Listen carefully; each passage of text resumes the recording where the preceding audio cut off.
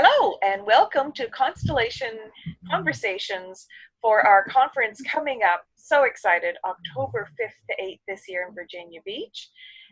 The North American Systemic Constellations Conference theme this year is Bridging the Divide, Healing the Personal and Collective Soul.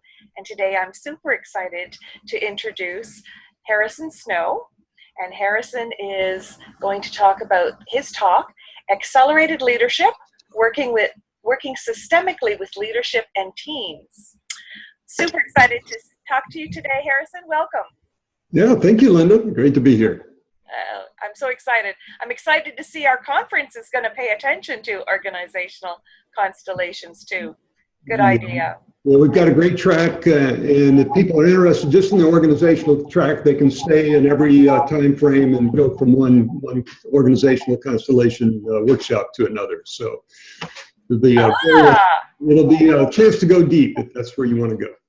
Oh, that's a fantastic idea. So the track is going to not jump on top of each other, but consistently. Right. Now we've got 4 tracks. One is social justice, one is family constellations, one is more traditional shamanic, and then the organizational track. So you could stay in each track for the whole conference and just focus in that area if you choose to, or you can jump around and cover the waterfront. So either way.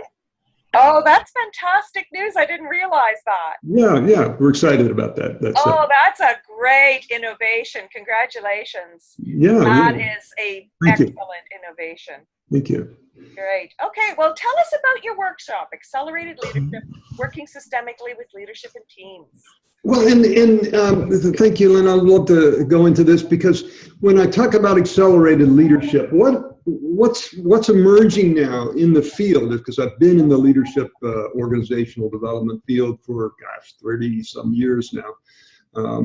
We're seeing people have kind of maxed out. We've kind of hit the ceiling on technique and method and do this and get that sort of a lateral thinking process of the cookbook type thing. Here's the styles, here's the situational leadership, here's the type of feedback you can give, here's how you set performance expectations and follow up, and on and on. They're very good. I teach leadership 4 or 5 day programs, and they're very good methodologies that are very established, been around a long time, and they work well. And there's a limitation, because it's so much in the realm. It's in the realm of doing and having. Okay, if you do this, you're going to get that result, all right? So, and people don't relate to that. We identify around, in the U.S. particularly, in our culture, around doing and what you have, and that's the framework we bounce back and forth from.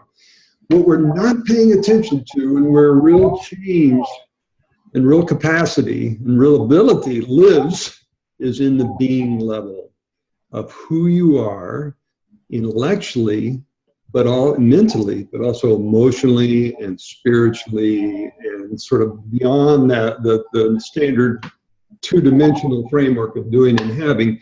There's a lot more of us there that at the unconscious level really determines what happens in the conscious level, and we're not aware of it. So we continue to do the same old things, expecting different results and not getting different results, getting some of the same breakdowns over and over again. And when I work with leaders, there may be things that are obvious that I tell them, or things that they see sometimes, and they can make some changes. But certain things don't change. Certain things, come on, why does this keep showing up, in the field of the organization under your leadership? Why do these particular issues, whether people complain about favoritism or complain about lack of management responsiveness or confusion about the goals role, the problems tend to be the same, and yet here we are applying all this having and doing and not really seeing a fundamental shift in the organization and in the behaviors of the leadership.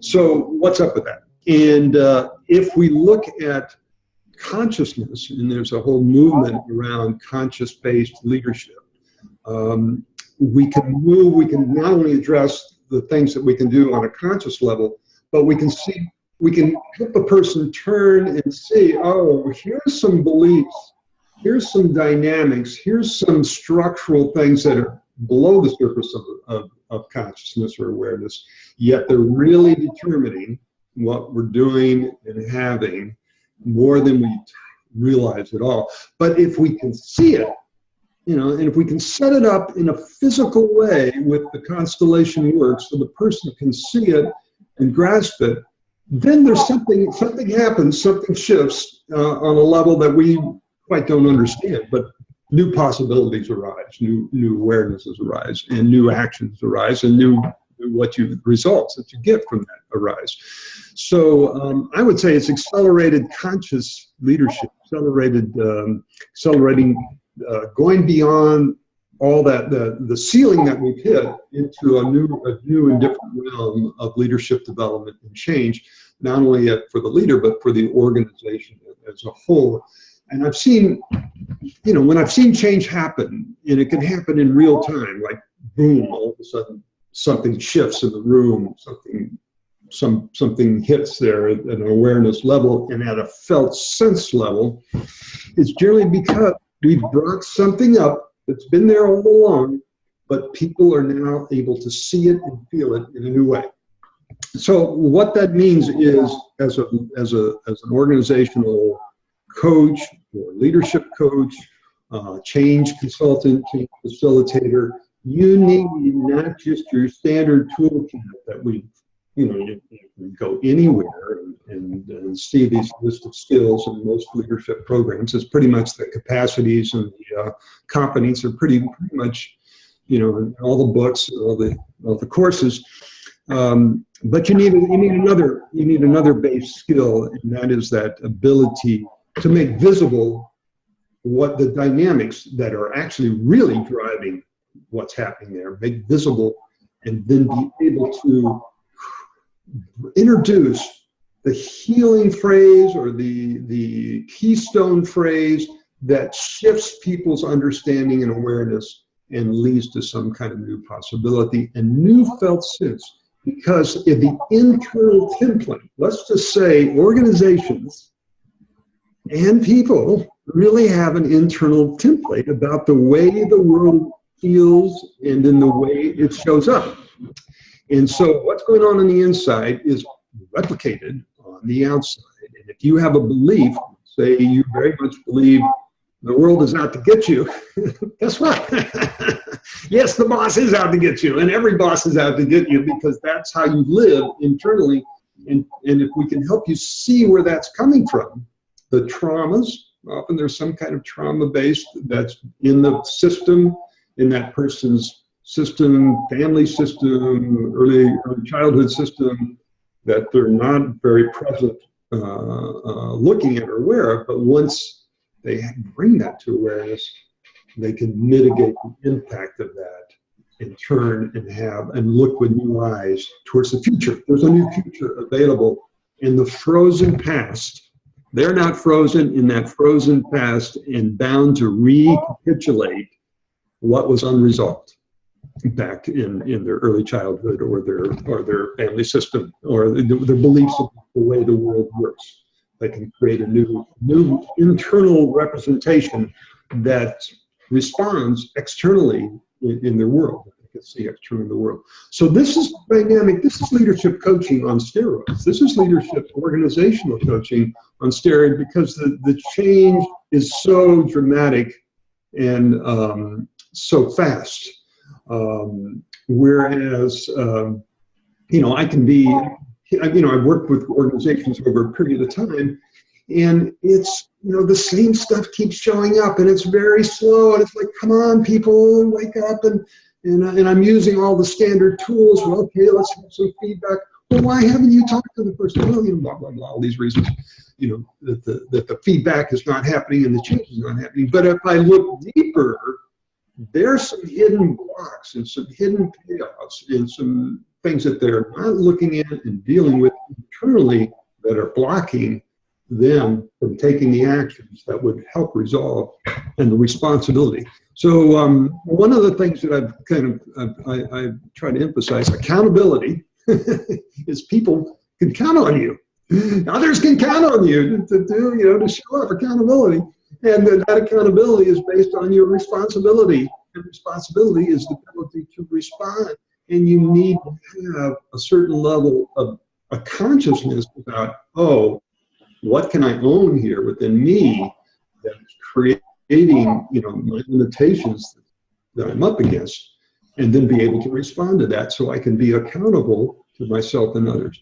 So this is cool stuff, and I think it's cutting edge, and it's something that we'll be talking about at the conference in this track, and inviting people to step into a whole new level of capacity to coach their clients and to coach their teams and organizations about the changes that people say they want, but are so, there's that hidden agenda. I don't know if I really want to, help them fly and take the risk to actually really step into authentic change and really claim their power, because all this goes back to, management. This is the old Abilene paradox.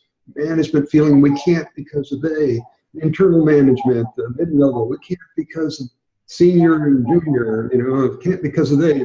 People at the bottom, we can't because of they. And all these horizontal silos that exist within an organization, vertical silos, horizontal silos that keep people stuck in the same mind frame, in the same place, and getting the same results. So can we break them down? Yes, we can, but we have to start internally at the level of consciousness and awareness to do that. So anyway, long answer to a short question, and you can see my excitement, because I think we're offering something here that's extremely innovative, that it's way overdue. It's way overdue. It's way overdue. Way overdue. And we're gonna wake up one morning and the phone's gonna be off the hook because people have woken up to it. We're not there yet. So, but we've got to get, we being the people who do this work, need to get ready, because I think that day is coming. I don't know when, but I think it's coming. Excellent. Okay. Yeah. Excellent. So I have a question then around that. Yeah. A couple of questions, actually. One, do you like to do your work one-to-one with your client, or do you like to do this type of work within a group? You have to do both, I think, to be effective. The group, if you get in front of and I work with groups, sometimes very large groups with the organization, but the leader's awareness and readiness is essential, because if we're going to have an honest conversation, that person has to be ready to hear it and not get into defensiveness, because that's death. In front of a large group, if that person says, "Oh, that's not true," blah blah blah. Right. I can't believe you said that. Why are you saying? It's the worst thing in the world. You raise something and then you shoot it down, and it just creates more cynicism and fear. So the leader has to be ready to have a difficult conversation and be on the hot seat and know that that's okay. That's part of the job, that people are going to project on you as the leader and make you the bad person and question your fairness and your awareness. So, and then to be able to hold that space. So can the leader have sufficient groundedness, confidence to hold a bigger container of all those emotions, those difficult emotions, and be okay with that and say, all right, let me hear it, let me understand it, let me see it, let me acknowledge it, and let me give you my perspective on things, and ask for your cooperation and understanding. And so if the leader can be that kind of bigger soul, bigger personality, bigger person, then they truly are leading, because they're able to contain and include all the other disparities that are going to be there, inevitably going to be there, and need to be held and contained and seen. It's just like, the mother with 12 kids. I mean, she's got a lot to contain and to hold, but her capacity to do that keeps everyone feeling safe and grounded and a sense of belonging. That's so crucial, because out of that sense of belonging, here's what we're about, here's who we are, then people have the safety to focus on becoming the best they can be, and helping the organization become, what it can be for its clients. But the leader brings that sense of belonging, and then that vision towards becoming individually and collectively. Very exciting. Yeah. Another thing that I was excited to read about is that we're going to talk about in your workshop something about marketing a little bit, about marketing to organizations. Well, and that's surely lacking. Well, and that's how do we sell this? How do we position this? I think it's a continued struggle in this country, because the awareness of family constellation work is so limited.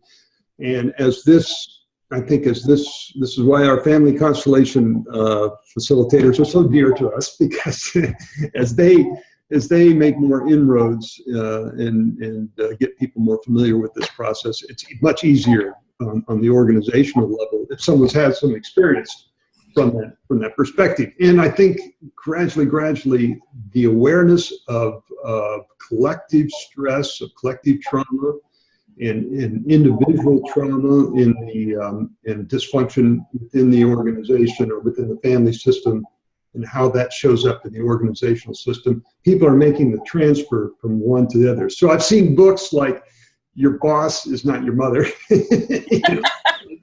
Don't put that on her or on him, not your father, and the authority figures, and more awareness about how the organizational system tends to be a replication of someone's family system, especially if that didn't work so well. They tend to recreate the same dynamic.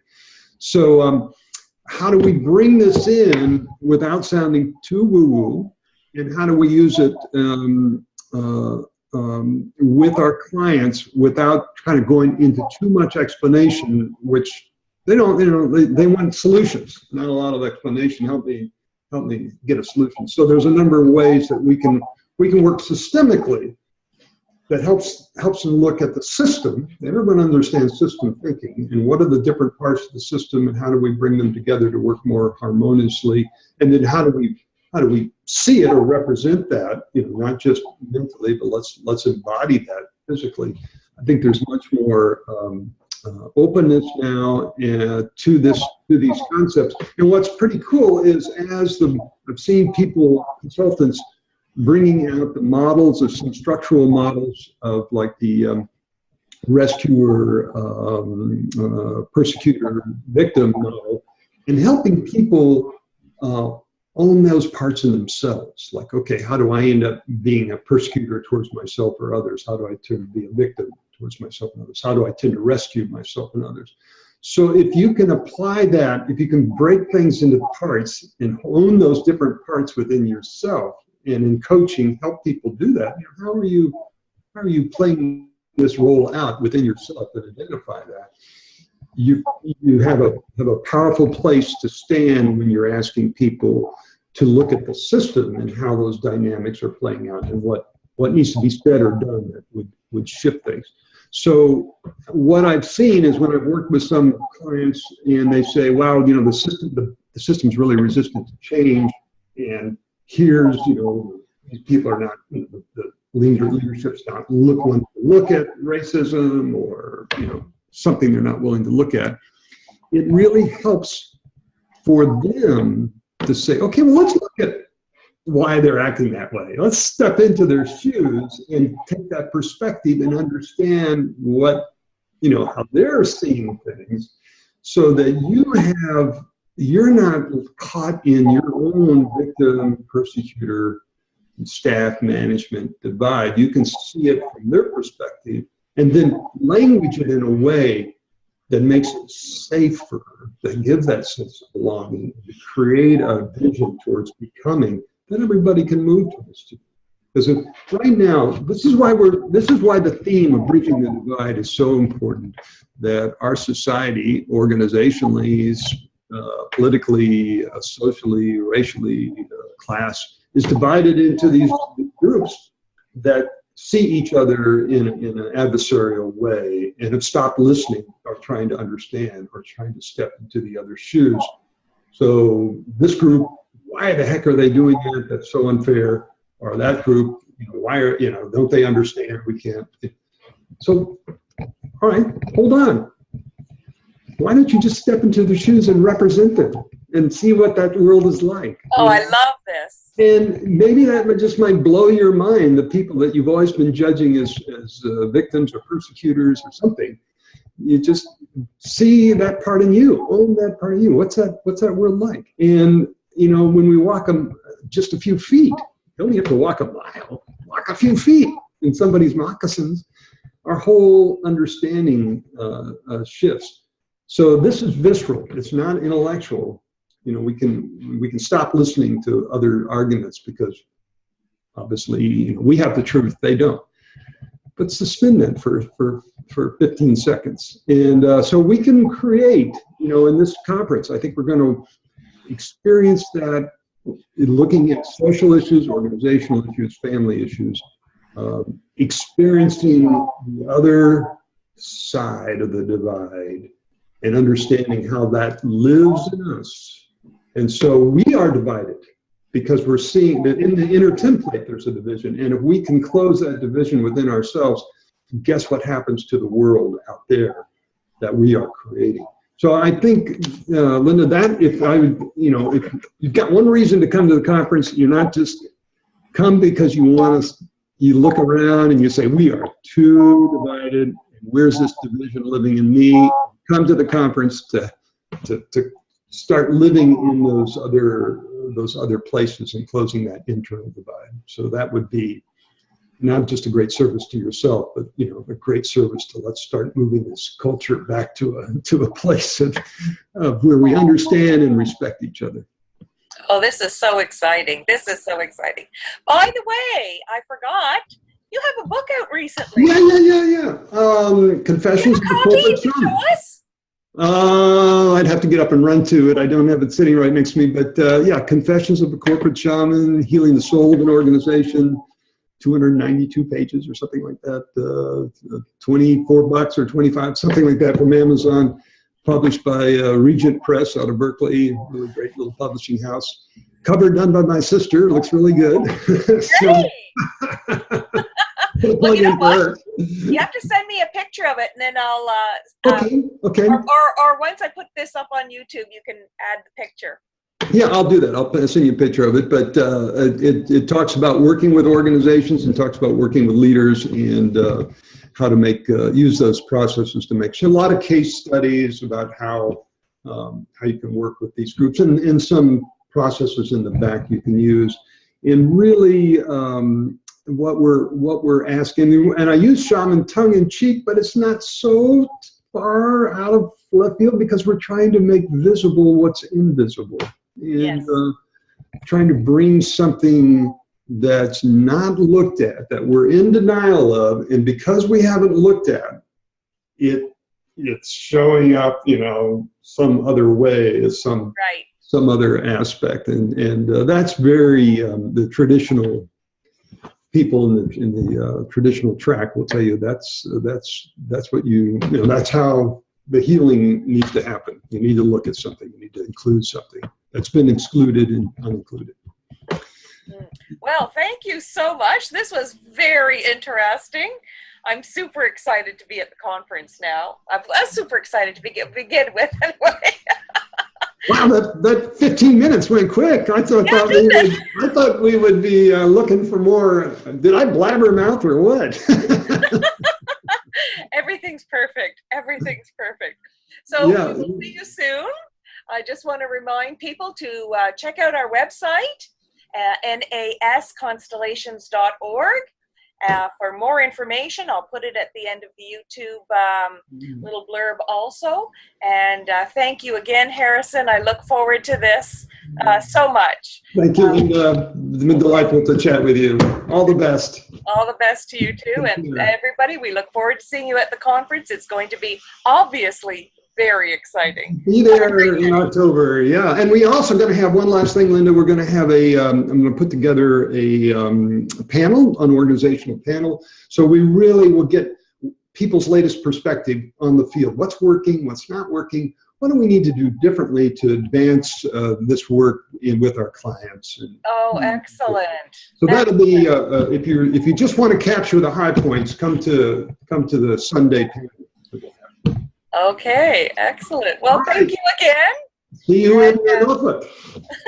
We'll see everybody in October. October in Norfolk. All right, all the best. Thank you. Take care. Take care. Bye-bye. Okay, bye-bye.